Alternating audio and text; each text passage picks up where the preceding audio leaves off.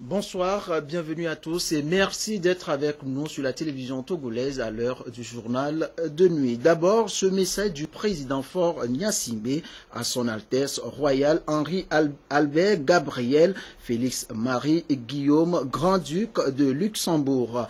Altesse, la célébration de la fête nationale du Grand-Duc de Luxembourg m'offre l'agréable plaisir de vous adresser au nom du peuple togolais de son gouvernement et à mon nom personnel mes très vives et chaleureuses félicitations ainsi que mes vœux ardents de santé et de bonheur pour vous-même et la famille royale ainsi que ceux de paix et de prospérité croissante pour le peuple luxembourgeois, tout en me félicitant de l'excellente qualité des liens d'amitié et de coopération qui existent entre le Grand-Duc de Luxembourg et le Togo.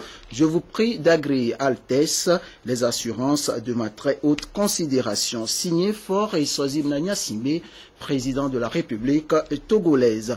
Ce matin, à l'Assemblée nationale, les députés ont permis au Togo de ratifier le protocole d'amendement à la Convention internationale pour la simplification et l'harmonisation des régimes douaniers. Un instrument juridique qui va permettre au commissariat des douanes et droits indirects de mieux assurer sa mission de mobilisation des recettes. Le compte rendu avec Soram Théoutéo.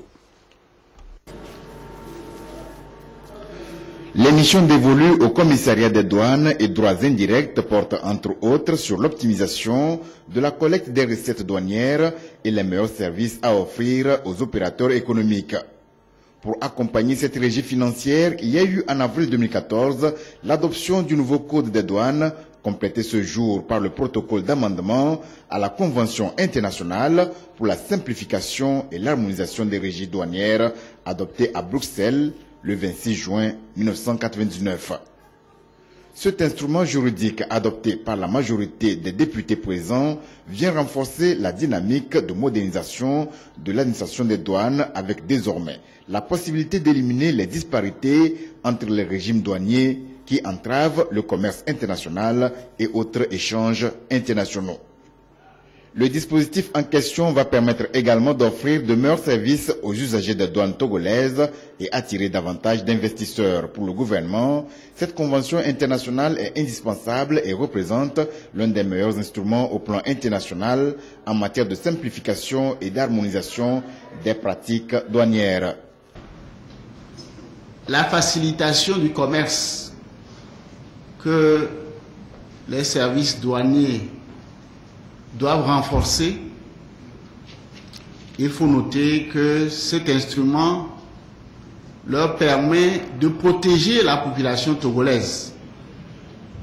En ce sens que cette modernisation du cadre législatif douanier permet de lutter davantage contre la fraude et surtout contre les produits contrefaits. C'est également une manière de renforcer les réformes des services douaniers pour faciliter le travail des investisseurs dans notre pays. Le monde des affaires, notamment celui des transactions douanières, a besoin de célérité. Les efforts du gouvernement visant à ouvrir la voie à la concurrence douanière a été salué par le 4e vice-président de l'Assemblée nationale. Le texte que nous venons d'adopter me paraît être la suite logique d'un autre texte que l'Assemblée nationale a adopté le 8 avril dernier, à savoir la loi portant code des douanes.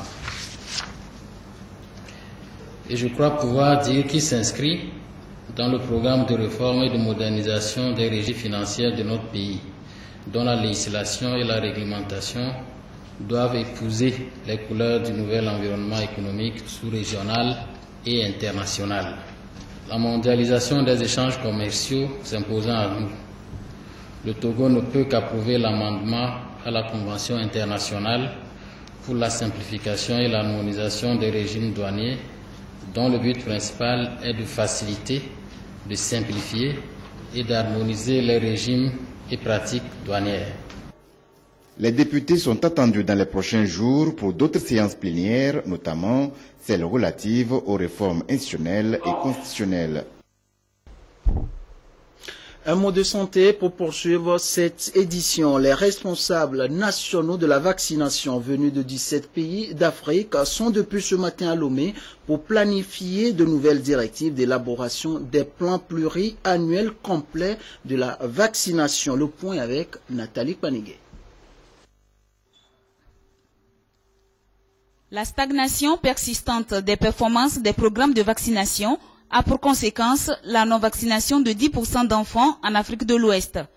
À cette rencontre sous-régionale de Lomé, les responsables nationaux de la vaccination et les points focaux de l'Organisation mondiale de la santé veulent revoir les politiques et les stratégies de la vaccination afin d'accélérer l'opérationnalisation de la stratégie régionale de la vaccination qui s'inspire du plan d'action mondial pour les vaccins.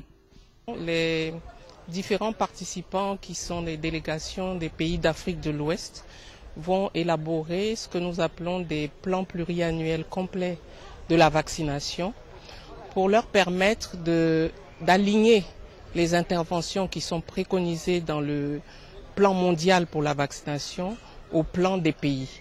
Donc concrètement, ils vont donc choisir des stratégies et des interventions qui vont leur garantir d'atteindre les enfants non vaccinés.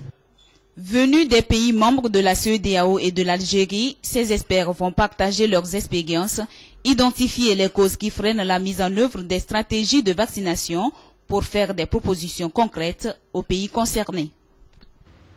Il est donc attendu aux participants qu'à travers une bonne maîtrise des principes et grandes orientations du GVAP, des PPAC et des plans d'action annuels, une grande maîtrise des grandes lignes des nouvelles directives et des différents domaines des outils d'élaboration des PPAC et des plans d'action annuels, ainsi que des mécanismes de mise en œuvre et de suivi-évaluation des PPAC et des plans d'action annuels, vous utiliserez ces compétences acquises pour rendre disponibles les versions préliminaires des nouveaux PPAC et des plans d'action annuels, tout en élaborant un chronogramme pour la finalisation de ces PPAC et en identifiant les besoins d'appui technique en la matière. Le plan pluriannuel complet PPAC inscrit au cœur de ce rendez-vous permettra sans nul doute de répondre de manière plus efficace aux défis de la vaccination, meilleur gage pour réduire la mortalité infantile dans ces pays africains. Un tour à Notin où les comptables et les directeurs exécutifs apprennent les nouvelles méthodes de gestion des subventions du Fonds mondial de lutte contre le sida, la tuberculose et le paludisme. Récit de la rencontre, Ramdan Bassina. Pour harmoniser les procédures administratives et financières selon les standards de qualité requis dans la logique de la gestion des subventions du Fonds mondial, PSI, Population Service International, forme les comptables et directeurs exécutifs des différentes structures affiliées. La présente formation entend donc améliorer les aptitudes des participants dans la gestion administrative, financière et comptable basée sur leur nouveau manuel de procédure. Procédure qui, intégrée dans la pratique, apportera un plus aux différentes structures. Ce manuel de procédure renferme toutes les procédures qui permettront à ces structures de faire une gestion saine des fonds qui sont accordés. En effet, le bailleur Fonds mondial qui, à travers PSI, bénéficiaire principal, devrait décaisser des fonds à ces différentes structures pour l'exécution des activités sur le terrain. Donc, en vue d'une bonne gestion de ces structures, c'est dans ce sens que ce manuel est élaboré. Les participants à cette session de formation vont aussi acquérir des fondamentaux leur permettant une utilisation efficace du logiciel comptable QuickBooks. Au niveau Togo, c'est ce logiciel que PSI utilise et d'autres structures sur la place aussi utilisent. Donc, PSI propose ce logiciel avec ses partenaires, quitte à eux de se l'approprier et de vouloir l'utiliser dans leur structure. Ce renforcement des capacités s'inscrit dans le volet formation du projet, renforcement et extension des services de prévention des prises en charge globale des PV-VIH dans le cadre de l'accès universel au Togo. La mise en œuvre de ce projet que subventionne le Fonds mondial de lutte contre le sida, la tuberculose et le paludisme est assurée par le ministère de la Santé et PSI. On poursuit cette édition avec ce communiqué du ministre des Enseignements primaires et secondaires qui porte à la connaissance des candidats au brevet d'études du premier cycle BEPC que les résultats seront proclamés ce mardi 24 juin 2014 à partir de 15 h dans tous les centres décrits. Par ailleurs, ces résultats peuvent être consultés à partir de 15 h par SMS sur le réseau Togocel en composant la syntaxe suivante. BEPC espace numéro de table à envoyer au 65-64, signé Florent Maganawe. Fournir un manuel de procédure d'élaboration et de reddition des comptes administratifs à la direction des finances. C'est à cet exercice que s'attellent à palimer les maires, les directeurs d'établissement, les présidents de conseils de préfecture pour permettre à la direction des finances d'avoir un œil sur l'exécution de leur budget. Carmen Madi Akakbo, reportage. Le Togo a entrepris une vaste réforme dans le secteur économique et financier, dont l'un des axes vise à assainir les finances publiques et, dans la foulée, accroître la performance de l'administration publique. Et pour en arriver là, les acteurs en charge de la gestion des budgets des collectivités territoriales et des établissements publics veulent se mettre en phase avec les réformes engagées par le gouvernement. Ces agents de mairie, des établissements publics et des préfectures vont donc plancher sur les techniques et outils modernes de gestion de la chose publique dans le but d'être à même de présenter leurs comptes administratifs. 4 jours donc pour cerner les réels contours d'un compte administratif et du compte de gestion. Le ministère de l'économie et des finances, qui est le porte-parole entre le gouvernement et l'Assemblée au niveau du Parlement, dans les questions financières, doit organiser tout cela. Il faut que les comptes soient harmonisés. Les établissements publics et les collectivités et l'État puissent avoir la même lisibilité de ces comptes. Pour qu'on puisse rendre de bons comptes, il faut qu'on ait les bons moyens, c'est-à-dire qu'on ait élaboré un bon budget et qu'on puisse l'exécuter ce budget-là selon les règles de l'art. Donc nous allons passer un peu en revue les principes essentiels des finances publiques en matière budgétaire. Nous allons également passer en revue les règles qui gouvernent l'exécution des budgets. La rencontre de Palimé sera également une occasion pour les participants de proposer à la direction des finances un manuel de procédure d'élaboration et de réduction de comptes administratifs. 30 autres agents des collectivités territoriales et des établissements publics sont attendus la semaine prochaine pour la même formation qui fait suite à une série de recyclages et de perfectionnement des acteurs en charge de la gestion des budgets locaux et autonomes. Ces formations sont financées par la Banque africaine de développement BAD dans l'exécution du projet d'appui au renforcement des capacités institutionnelles en gouvernance économique et financière par-ci. Évoquons à présent la situation des veuves au Togo, puis en Afrique, pour la 4e édition de la célébration internationale de la veuve. Le Fonds d'aide aux veuves et aux orphelins en appelle à la conscience collective pour plus d'engagement à cette couche vulnérable. Medina Bacha Salami, pièce sous support pour le reportage. De leurs 35 ans de vie conjugale, voici tout ce qui constitue l'héritage de Charity. Des photos de souvenirs. Celle-ci, par exemple, rappelle leur oui prononcé devant monsieur le maire. Celle-là immortalise le visage de son unique enfant décédé il y a 3 ans. Il y a plus d'1 an, la septuagénaire est veuve et depuis, elle est à la merci de toutes sortes de vulnérabilités.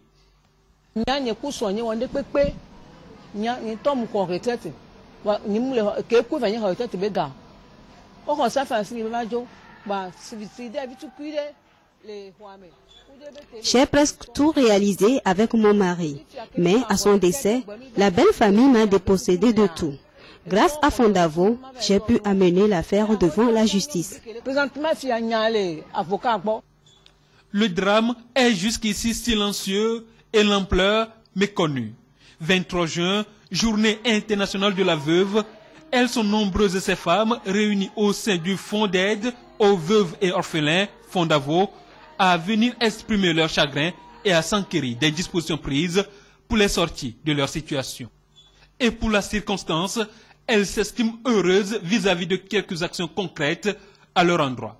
Je vois qu'au moins il y a un sourire dans certains villages, que lorsque vous les voyez vraiment, vous-même vous risquez même de votre habit pour leur donner à manger. Franchement, maintenant ça va. Fondavo s'investit depuis quelques années aux côtés de ces femmes vulnérables pour justement les amener à vite se reconstruire et à vivre en toute quiétude. Aujourd'hui, nous avons voulu donner de la joie aux veuves. On va distribuer des vivres et non-vivres, on va les distribuer des pagnes, des microcrédits, et il y en a qui ont suivi des cours d'alphabétisation, ils ont eu leur attestation. Et la présence des ministres qui ont honoré de leur présence cette manifestation, ont donné de l'espoir aux veuves. Aujourd'hui, les veuves ont besoin de sentir qu'il y a une oreille attentive à leur souffrance, que les gens pensent à leur souffrance et qu'une solution se pointe à l'horizon. À cette journée internationale instituée par les Nations Unies, il est question de sensibiliser l'opinion et obtenir une meilleure défense des droits des veuves dans le monde. Le gouvernement togolais est tout aussi conscient de l'urgence des actions à mener. Il y a des aspects juridiques, il y a des aspects économiques, il y a des défis financiers auxquels ces veuves sont confrontées. Mais je l'ai dit, il y a aussi des aspects qui vont au-delà des aspects purement juridiques, économiques et financiers, qui sont des aspects spirituels. On ne doit pas spolier les veuves des biens, on ne doit pas les humilier, les dégrader, les mettre dans un état où elles ne peuvent pas continuer leurs activités économiques, où elles ne peuvent pas s'occuper de leurs enfants. Donc c'est d'abord une journée de sensibilisation de tous les acteurs. Deuxièmement, à travers cette journée, nous avons saisi l'opportunité pour sensibiliser les veuves à leurs droits. Parce que les droits existent aujourd'hui dans notre code. Le code a été révisé et a pris en compte plusieurs des préoccupations. C'est vrai qu'il y a encore du travail à faire, mais il y a déjà des avantages dans le code qui ont été consacrés. Et à travers cette journée, nous voulons sensibiliser les veuves sur leurs droits afin qu'elles puissent lutter pour jouir de ces droits. 245 millions de veuves de par le monde sont souvent discriminées, déshéritées, accusées de sorcellerie ou encore violées ou mariées de force à un autre membre de la famille. Les journées internationales de la veuve pourront-elles venir à bout de cette situation plus que désastreuse? Pour les défenseurs des droits de l'homme, le statut de veuve constitue un fardeau et donc il faut penser à son abolition. Mais la route reste visiblement encore longue. Les travaux de contournement de la ville de Lomé sont pratiquement à la fin de leur exécution. Une de nos équipes a fait un tour pour constater les travaux réalisés. Le compte rendu avec Koumou Boyode. Le gouvernement togolais s'est lancé dans les grands travaux pour redonner une nouvelle image aux routes. La reconstruction et le réaménagement des routes togolaises se poursuivent sur l'ensemble du territoire national. Si certaines routes ont déjà retrouvé un nouveau visage dans toutes les villes du Togo, d'autres sont en plein chantier. Et c'est le cas du grand contournement de Lomé. Le tronçon port de Lomé Golf Club, long d'un peu plus de 14 km. Les travaux de la phase 1 ont beaucoup évolué.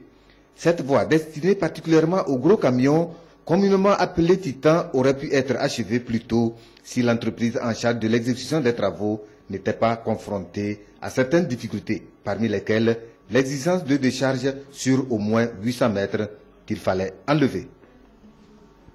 Le projet de grand contournement est un projet très complexe dans sa phase de réalisation, et puisque au départ, nous avions prévu une structure de chaussée qui a été modifiée par la suite compte tenu de l'état du terrain. En effet, la route traverse une zone marécageuse sur plus de 5 km. Et c'était une première difficulté à régler. L'autre difficulté majeure qui est apparue, c'est qu'à 800 mètres, à 800 mètres du Golf Club, c'est-à-dire au croisement de la nationale numéro 1, c'est-à-dire dans le prolongement du boulevard Eyadéman, au Golf Club, nous avons été confrontés a une difficulté qui est celle de l'existence de la décharge publique d'Aguanivé. Et il fallait trouver une solution. La dernière difficulté, c'était au moment de la construction du passage supérieur. Lorsqu'il fallait sortir les pieux, les piles que vous voyez là-bas, qui vont supporter la structure du pont supérieur, nous avons tout simplement rencontré une canalisation de la Togolaise des eaux, une grosse canalisation apparemment qui alimente la plus grande partie de la ville de Lomé à partir de Tchévi. Plus de 8 mois de retard ont été donc accusés. Et selon les autorités togolaises, l'entreprise en charge de la construction de cette route s'emploie à répondre aux attentes des usagers. C'est un retard qui n'est nullement imputable à l'entreprise. Sinon, l'entreprise a fait ce qu'elle pouvait. L'administration également, parce que ce sont des impondérables qu'on ne pouvait pas prévenir, surtout quand il s'agissait de l'enlèvement de la décharge. À en croire le ministre en charge des travaux publics, cette voie pourra être ouverte aux usagers d'ici le mois d'août prochain. Nous pensons que d'ici le mois d'août, ces travaux devaient s'achever, prendre fin pour permettre l'ouverture de la voie aux usagers. Ainsi, on pourra faire face à la phase 2 de ce grand contournement de Lomé, prévu pour aboutir à Nouapé dans la préfecture de l'Avé. Selon le ministre, les travaux vont démarrer dans 2 ou 3 mois. À Kara, le comité national de coordination du programme régional de développement du tourisme au sein de l'UEMOA est en tournée. Avec les acteurs touristiques de la région, il a été question de connaître les contours du programme régional de développement du tourisme. Nestor Mouzou et notre équipe technique à Kara. Le 2 juin 2010, les chefs d'État des pays membres de l'Union économique et monétaire ouest-africaine ont doté la communauté d'une politique du tourisme. Le 1er octobre de la même année 2010, il a été adopté le PRD Tour, Programme régional de développement du tourisme au sein de cet espace. Il a été question de ce programme au cours de cette rencontre à Kara. La rencontre constitue un cadre de sensibilisation des acteurs du secteur touristique pour que ceux-ci s'approprient le contenu de ce programme et les exigences qu'il renferme. Ce programme a 3 composantes majeures. La première composante, donc, c'est le développement de l'offre communautaire en matière de tourisme. La deuxième composante, c'est l'amélioration de la visibilité et de la compétitivité des destinations de l'UEMOA au niveau international. Et puis la dernière composante, c'est le renforcement des capacités. Aujourd'hui, l'UEMOA a commandité plusieurs études qui sont en cours, d'autres sont déjà restituées. Il y a déjà une étude sur l'harmonisation du cadre réglementaire au niveau du secteur. Il y a une autre étude qui concerne les besoins en formation en matière de tourisme, qui a été aussi financée par l'UEMOA et qui est déjà disponible. Au Togo, l'État a inscrit le secteur touristique dans la SCAP, stratégie de croissance accélérée et de promotion de l'emploi, comme étant un domaine à fort potentiel de croissance. D'ailleurs, avec le concours de l'Organisation mondiale du tourisme et du Programme des Nations unies pour le développement, un plan de développement et d'aménagement touristique est en cours d'élaboration. Ce plan devra servir de document de référence en matière de tourisme au Togo. Pour un contrat de 6 mois, Tchanile Tchakala devient ainsi le nouvel entraîneur des éperviers du Togo. L'annonce a été faite ce matin par la ministre des Sports et des Loisirs, Modeste Kouma. Enfin, la fumée blanche est sortie. Les éperviers ont désormais un sélectionneur. Il s'agit de Tchanile Tchakala. Ce choix rassure la Fédération togolaise de football à quelques mois du démarrage des éliminatoires de la Coupe d'Afrique des Nations 2015. Je crois que c'est vraiment une bonne chose et ça nous va tout droit au cœur. Puisqu'on en a besoin, parce que dans tous les cas, nous devons nous préparer et avant donc d'aller à cette CAN. Et pour se préparer réellement, et puis tout le monde le sait, il faut un entraîneur. Tchanile Tchakala a un contrat de 6 mois au cours desquels il a pour mission principale de qualifier le Togo pour Maroc 2015. Une qualification importante pour le gouvernement qui a invité les acteurs du football à l'union sacrée. J'invite tous les acteurs du football togolais, toute la population togolaise, dans un esprit de cohésion et de patriotisme, à l'image de nos professionnels du football hier au stade municipal, lors du match de gala, à soutenir le nouveau sélectionneur dans l'exercice de ses fonctions. Tchanile Tchakala, titulaire d'un diplôme du 3e degré de la Fédération allemande de football et de l'UEFA, est plusieurs fois entraîneur adjoint des éperviers. Le Togo entame les éliminatoires de la CAN 2015 en septembre par un déplacement en Guinée-Conakry. On finit à présent avec ce communiqué du ministre de la Sécurité et de la Protection civile.